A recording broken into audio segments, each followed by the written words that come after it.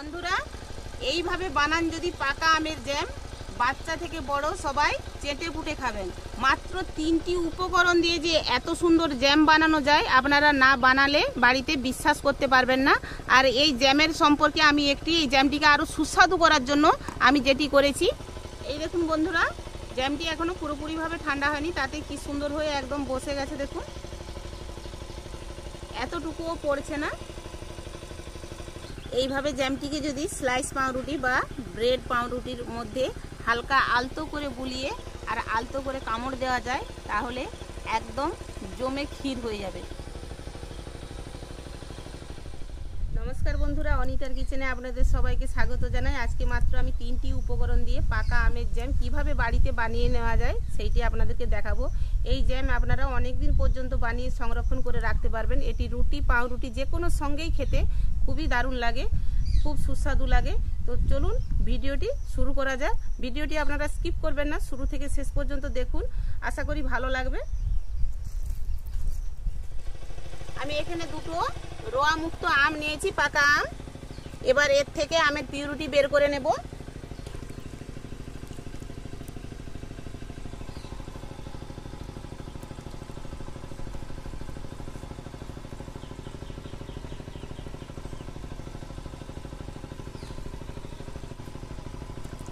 আপনারা যখন আমটি কিনবেন তখন বাজারে অবশ্যই রোয়াবিহীন আমটি কিনবেন। দেখুন আমের মধ্যে কোনো রোয়া নেই।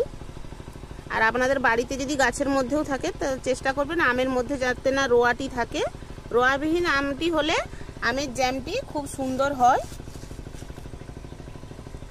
আমি এখানে একটা ছাঁকনি নিয়েছি, ছাঁকনির সাহায্যে আমি আমটি ঘষে ঘষে আমের পিউরিটি বের করে নেব। আপনারা চাইলে আম থেকে ছোট ছোট পিস করে আপনারা মিক্সিতেও পিউরি বের করে নিতে পারেন। আমি এইভাবে ঘষে ঘষে আমের পিউরিটি বের করে নেব।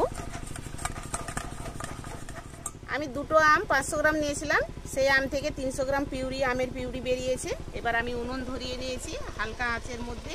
এটিকে আমি 5 থেকে 7 মিনিট জাল দিয়ে দেব। আমের পিউরির সম পরিমাণ চিনি নিয়েছি, চিনিও দিয়ে দিচ্ছি এর মধ্যে। এবার হালকা আঁচের মধ্যে আমি 5 থেকে 7 মিনিট জাল দিয়ে নেব।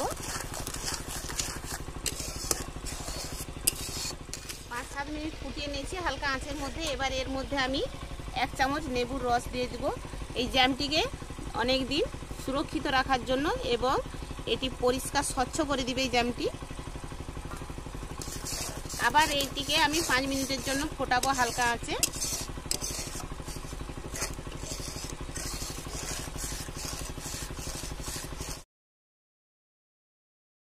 দেখুন বন্ধুরা, লেবুটা দেওয়ার পর হালকা কি সুন্দর স্বচ্ছ হয়ে এসছে জ্যামটি। আমি 5 মিনিট ধরে ফুটিয়ে নিয়েছি। এইভাবে এই রকম অবস্থায় থাকতে থাকতে নামিয়ে নেব। ঠান্ডা হলে জ্যামটি শক্ত হয়ে বসে যাবে।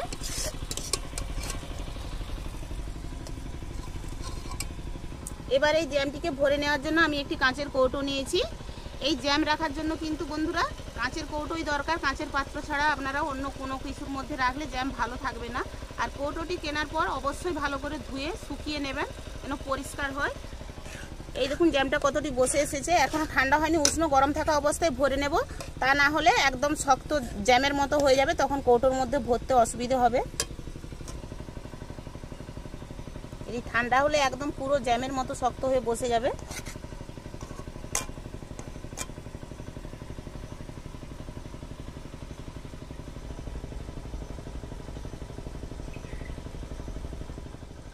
বন্ধুরা এইভাবে বানান যদি পাকা আমের জ্যাম, বাচ্চা থেকে বড় সবাই চেটে পুটে খাবেন। মাত্র 3টি উপকরণ দিয়ে যে এত সুন্দর জ্যাম বানানো যায়, আপনারা না বানালে বাড়িতে বিশ্বাস করতে পারবেন না।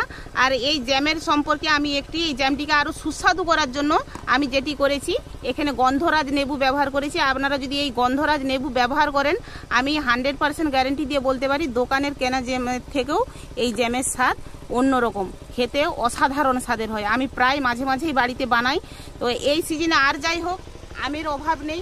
আপনারা অবশ্যই একবার হলেও এইভাবে জ্যাম আমি যেভাবে দেখালাম, এইভাবে আপনারা বাড়িতে জ্যামটি বানাবেন।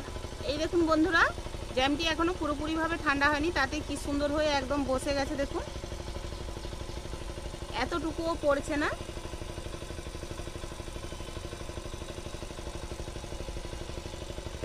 এবার এই জ্যামটিকে এইভাবে আমরা চামচে করে যদি কেটে এইভাবে জ্যামটিকে যদি স্লাইস পাউরুটি বা ব্রেড পাউরুটির মধ্যে হালকা আলতো করে বুলিয়ে আর আলতো করে কামড় দেওয়া যায় তাহলে একদম জমে ক্ষীর হয়ে যাবে। কি বলবো বন্ধুরা, অসাধারণ স্বাদ লাগে। আমি তো বারবার খেয়েছি, আপনারা অবশ্যই একবার হলেও বানিয়ে খাবেন আর খেয়ে অবশ্যই কমেন্ট বক্সে কমেন্ট করে যাবেন যে কী রকম লাগলো। তো আজকের ভিডিও এই পর্যন্ত, দেখা হচ্ছে বন্ধুরা পরের ভিডিওতে। ততক্ষণ আপনারা ভালো থাকুন, সুস্থ থাকুন, ধন্যবাদ।